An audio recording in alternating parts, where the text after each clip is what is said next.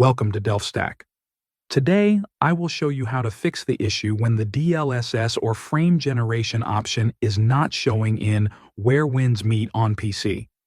If you are playing the game on Steam, the fix is simple. First, open your Steam library and find Where Winds Meet. Just launch the game, and in the launch options, make sure you select the option to launch the game with DX12. Once you do this, just start the game and check the display settings. You will now see the DLSS and frame generation options available. If you are launching the game from the official launcher, it is even easier. Open the game launcher and look for the menu button in the bottom right corner.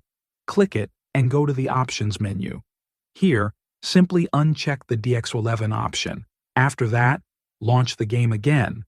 When you go to the display settings, the DLSS and frame generation options should now be visible. This fix works because DLSS and frame generation require DirectX 12, and sometimes the game defaults to DX11. By switching to DX12, the missing options will appear. Thanks for watching.